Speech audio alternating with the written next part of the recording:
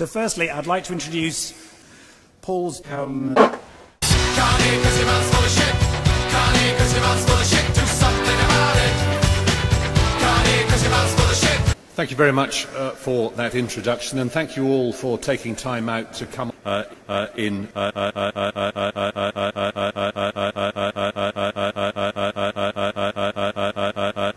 We can have a stimulating coalition government. Here we go again. More upheaval.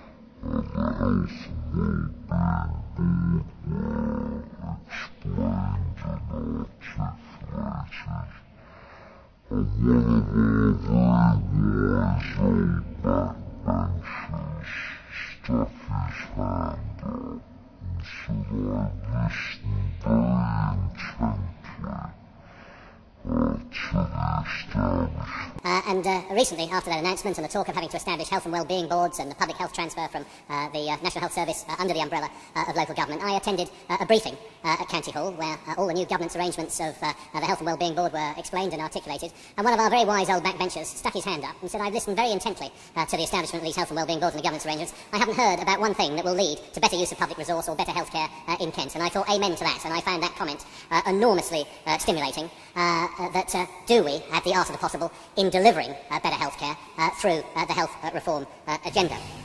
And the idea and concept of the disruptive influence of dismantling the PCTs in Kent and establishing 7 CCGs, most importantly, where frontline clinicians were really empowered to set the pace and the change agenda within these CCGs, sounded to me a pretty good concept.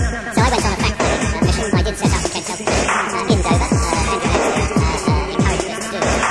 And very quickly, I was enormously impressed by much of the innovation that was being discussed in the Dover Shepway area, particularly the views of Dr. Fern and Dr. Chowdhury, who are with us tonight, and Dr. Fern, who came to a practice in Liverpool, where they had really delivered proactive care and risk stratification, delivering improved and enhanced preventative measures, I call it good community health services, which in the first year reduced the hospitalisation of those presenting with chronic illness by 85%.